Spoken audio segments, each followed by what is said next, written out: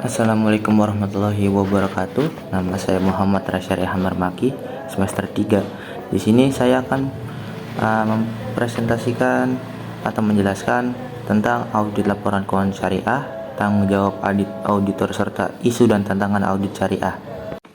Nah, untuk referensinya saya dapat dari dua buku, yaitu yang pertama Auditing Syariah dan Auditing Syariah yang punya Dr. Rusdiana beserta teman-temannya. Dan ini adalah referensinya dari dua buku, yaitu Auditing Syariah dan Auditing Syariah Akuntabilitas Sistem Pemeriksaan Laporan Keuangan. Nah, sekarang tanggung jawab auditor. Sebelum itu, auditor adalah sebuah profesi seseorang yang memiliki kualifikasi tertentu untuk mengaudit laporan keuangan dan kegiatan suatu perusahaan, organisasi, lembaga, atau instansi. Dan ini adalah tanggung jawab auditor, yaitu pertama, memahami prinsip-prinsip syariah. Auditor harus memiliki pemahaman yang mendalam tentang prinsip-prinsip syariah dan hukum Islam yang berlaku dalam bisnis entitas di audit. Ini termasuk pemahaman yang tentang larangan riba, larangan maisir atau perjudian, dan ketentuan lain yang berlaku dalam aktivitas bisnis. Yang kedua, memeriksa kepatuhan. Auditor harus memeriksa apakah entitas yang diaudit telah mematuhi prinsip-prinsip syariah dalam seluruh aspek operasionalnya. Ini termasuk memeriksa transaksi keuangan, investasi, dan kebijakan-kebijakan yang digunakan oleh entitas. Yang ketiga, pemeriksaan terinci. Auditor harus melakukan pemeriksaan terinci atas catatan-catatan keuangan, dokumen transaksi, dan dokumen-dokumen dukungan lainnya yang relevan untuk memastikan keakuratan dan keabsahan informasi yang disajikan dalam laporan keuangan syariah. Keempat, memeriksa kepatuhan akuntansi syariah. Auditor ini harus memeriksa apakah entitas telah menerapkan standar akuntansi syariah yang berlaku dengan benar dan sesuai dengan prinsip-prinsip syariah. Yang kelima, melakukan uji substansi.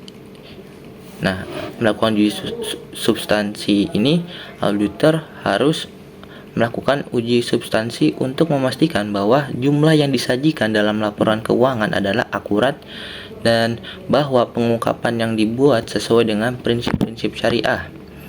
Keenam, melaporkan temuan jika auditor menemukan ketidaksesuaian. Melaporkan temuan itu jika auditor menemukan ketidaksesuaian dengan prinsip-prinsip syariah atau masalah lain yang signifikan.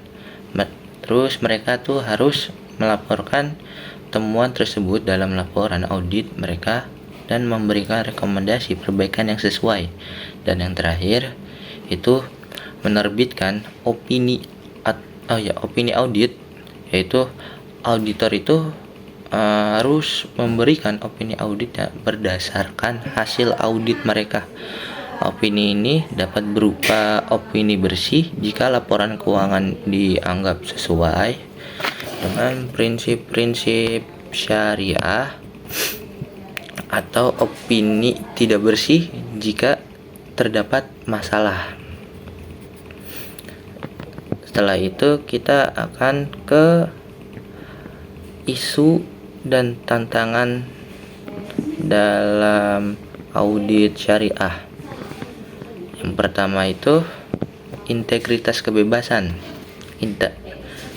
Tantangannya tuh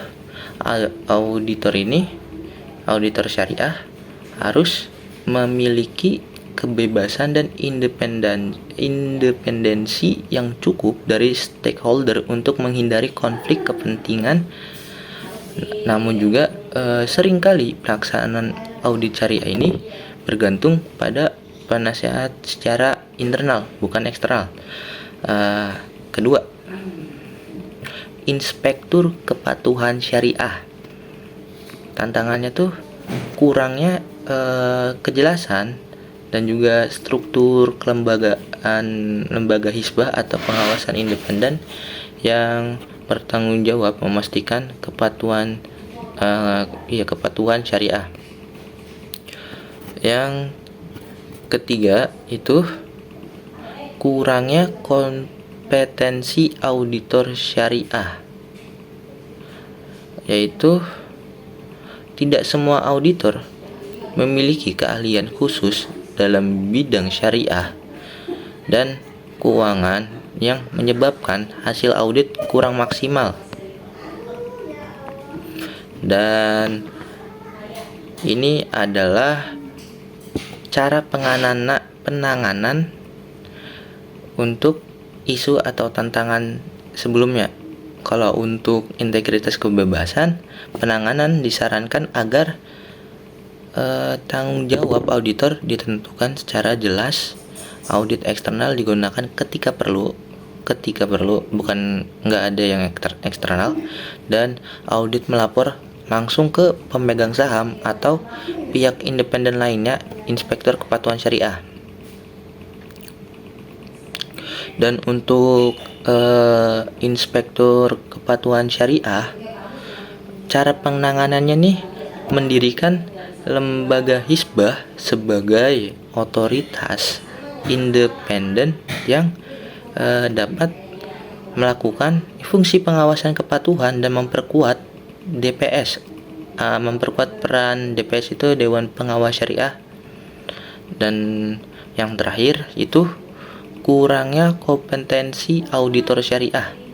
Cara penanganannya tuh memberikan pelatihan khusus kepada auditor mengenai prinsip syariah, terus meningkatkan akuntabilitas dan menguatkan kompetensi melalui pendidikan dan sertifikasi. Sekian dari saya. Jika ada kekurangan mohon dimaafkan. Wabil taufiq wal hidayah. Wassalamualaikum warahmatullahi wabarakatuh.